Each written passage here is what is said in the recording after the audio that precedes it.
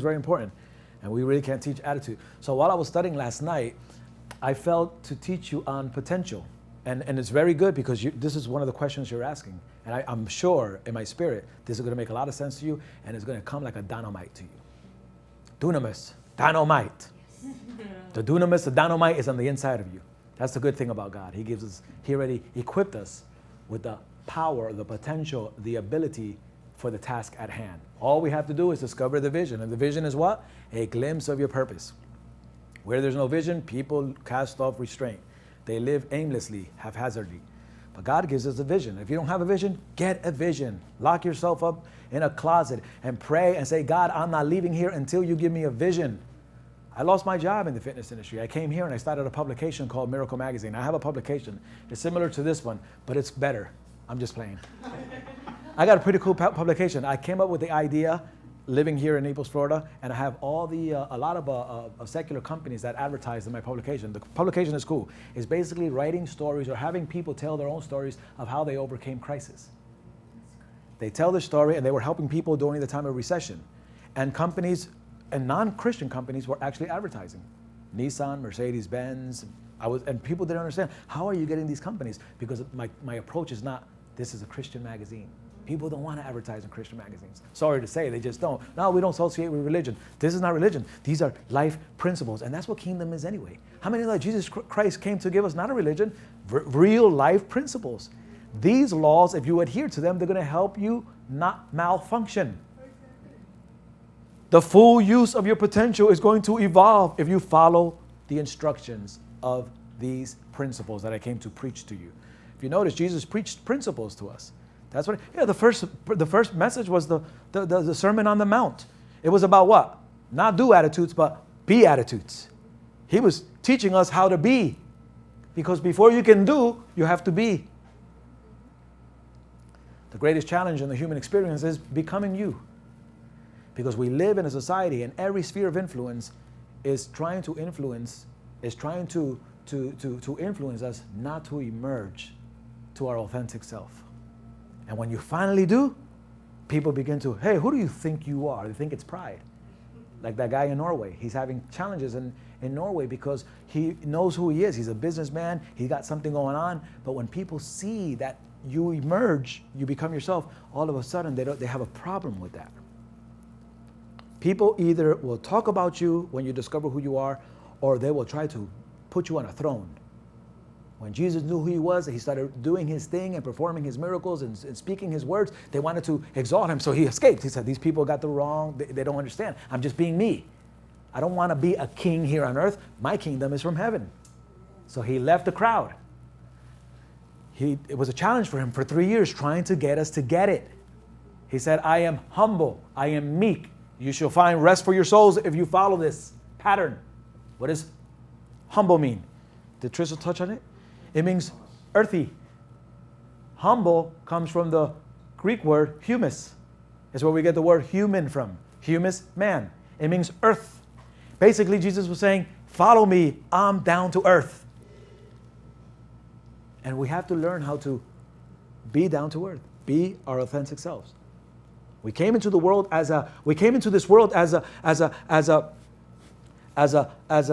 do you say this word? As a unique, authentic, genuine, and we leave as a duplicate.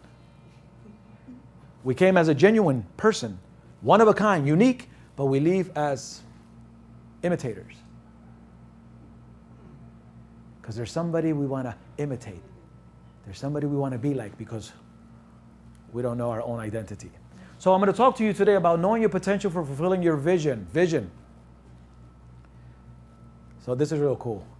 Born to be Alive. Remember that song back in the 70s? Born to be Alive? Actually, I saw the video not so long ago on YouTube. It's a real creepy video. The guy can't even dance. He looks real weird, but it's a good song. You got to look at it. It's a real weird. As a matter of fact, that's your homework assignment. Everybody go back home tonight and go to YouTube and look up the song Born to be Alive. I mean, it's weird. You got a weird outfit on. I'm like, I wouldn't like this guy by my children. Anyway, I don't have children, but... So, born to be alive. Whatever you were born to do, you were also equipped to do it. And that's the good thing about potential. The equipment is on the inside of you. It's on the inside of you because of the assignment. Say assignment. Discover your assignment first. Whenever you discover your dream, you will discover your ability to fulfill it. So what's more important here? The ability or the dream? Not the ability, because you don't even know what you're capable of doing yet. You don't even know that you probably could be the sales lady. That you think, that you programmed, that they told you, they. Unauthorized people told you you don't have the material to be. Sometimes you'll be surprised. I never hired a person like me. I always hired shy people like Michelle, and they used to rock and roll. It was so easy for them to get. And which membership would you like, this one or that one? Oh, and by the way, your wallet is open. Is that the credit card you're going to use? That's what's really required to do sales. Ask for the credit card. Most people like myself, I don't like it when it comes to that part.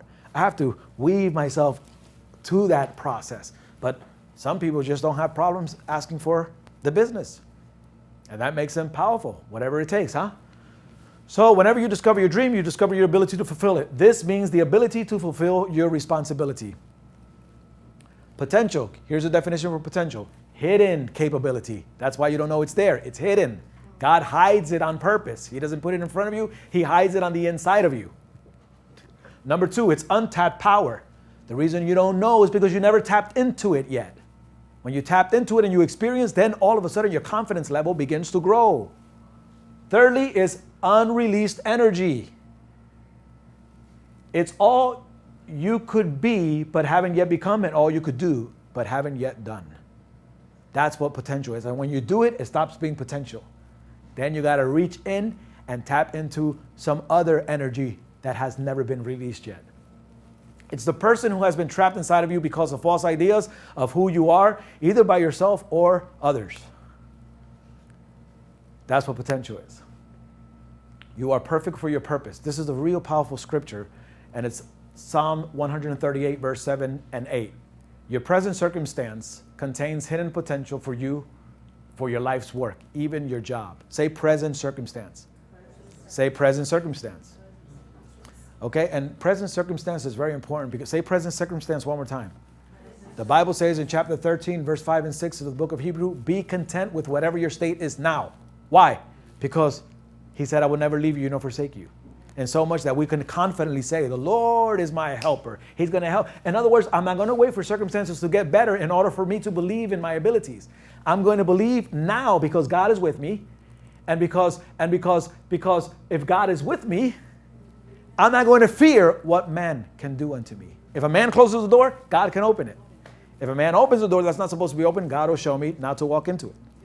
The potential is on the inside of me. So your present circumstance contains potential. The job you hate, if God has you there for a little while, it might have potential to take you to a phase of your vision.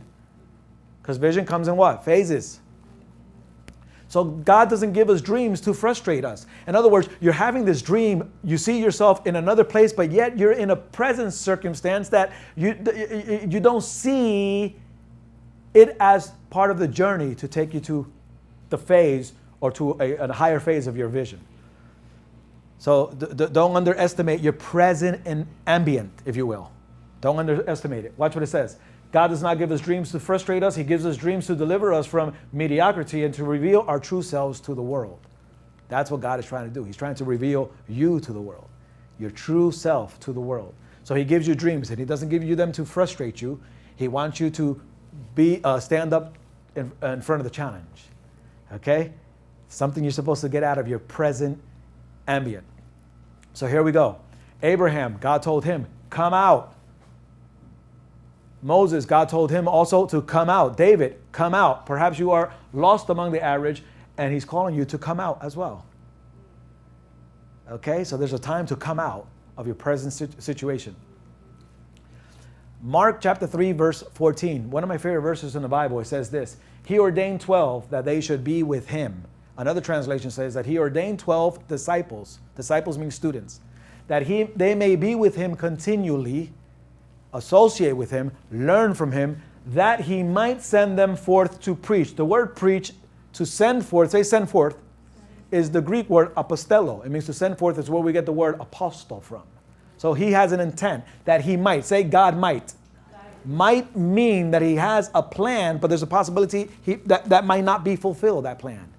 It's dependent on what we do with our present situation, our present circumstance. He called 12 that they may stay with him. Now, let me tell you something about staying with the Lord for 3 years. This could be quite challenging, especially for leaders. Remember, he found these men where? In the marketplace. He didn't go to the religious settings to get them. These men were entrepreneurs. They were already working. Jesus wanted to change the world. Where did he get his men to change the world? He went to the beach to get fishermen. He went to a CIA table, a CPA's table. He went to a physician, a tax collector. He got these people from the marketplace, and now he makes them stay with him and learn. You know, say follow me. That's what he told them. He said, follow me. Say follow me again. Follow me does not mean to walk behind me. It means walk side by side, and I'm going to show you how to do this thing. It means an opportunity for training. And to do that to entrepreneurs, people who already have their own business, left their business to follow him because he promised them power. And one occasion, there was a Nathaniel. What did Nathaniel say? He said, could any good thing come from out of Nazareth? And the disciples said, I don't know. Come and see. So when he got to Jesus, Jesus said, oh, look at a man just like Michelle. Cool, quiet, shy, in whom there's no guile. He says, wow, this guy could read my personality. He knows who I am. He's reading the potential that I have on the inside of him. Who are you? And then Jesus chuckled and said, today, let me tell you something. You are marveling because I told you that I saw you under the fig tree, and I told you that you were a man in whom there was no guile. He said, but from now on, you're going to see greater things because you're going to follow me. I'm going to show you how to do these things. You're going to see the heavens open and the angels descend and ascend upon the Son of Man. In other words, he says, I'm in. Why did he want to follow Jesus? Because he loved him? Or because he said, this is powerful? His is powerful, and my spirit could relate to this kind of power because I think I was born for this. Deep down inside of us, we knew we were born for something greater than where we are right now. There's something greater. You got a great vision. You got a great vision. You were talking to me about your vision today. Robert, this is what I see. It's going to require millions. That's what God is trying to say. That's from me. If your dream is not big enough, it's not from God. If your dream is not big enough to the point where it scares you, it's not from God. It should scare you. Your dream should scare you. Yes. Very scary. I met some real awesome kids your age in Sarasota.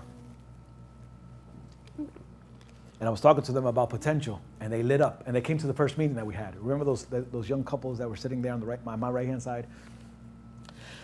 And they had a vision to start a brand new business. And they talked to me about it, and I got excited. And then I said, do you find the investors? Yes. But we are sad to tell you, Robert, the same words that you spoke to us about was the same thing that happened. I said, what was that? They told us we weren't dreaming big enough. I said, really? Yeah, because the vision that we were showing them only required $180,000. These men said, go back home, do your homework, think bigger, and come back because we like you and we want to invest in you. They were willing to invest $5 million. Wow. And the young men were your age. One was 27, and they were both married, two couples, beautiful couple. And I said, what an opportunity. Listen, God is stretching you. God wants to get you out of mediocrity thinking. He's giving you a dream. He's allowing you. There's something inside of you. These men see it. They like you. They want to invest in your idea. Go back and start refining your idea, your vision. It's bigger than what you think. So he says he calls 12 that they may continue to be with him, that he might. His goal is to send them out to preach and change the world. Now that's an assignment. These 12 men are going to change the world. They're going to change it so radically that even after they die, look what we're doing. We took their baton. Boy, that's what Jesus had in mind. He had that in mind, to change the world with 12 regular business people. Not regular, though. They were supernatural. They were more than ordinary men. They were super ordinary. They had potential on the inside of them, and that's what Jesus saw when he called them to follow him. I like this psalm very much. Psalm 138, verse 7. Though I walk in the midst of trouble, say present circumstance, you will revive me. You shall stretch forth your hand against the wrath of my enemies. Your right hand shall save me. Say right hand. Right hand. The right hand means God's working with us. And the right hand has how many fingers? 5 fingers. How many governmental ministries do we have in the fivefold ministry? 5, right? We have, I think this one is considered the apostle. And then this one points the way, so he's the prophet. This one is the evangelist. This is the pastor that marries you, and the teacher is the one that gets through your ear to get you the information. So, I don't know, whatever. But God's hand.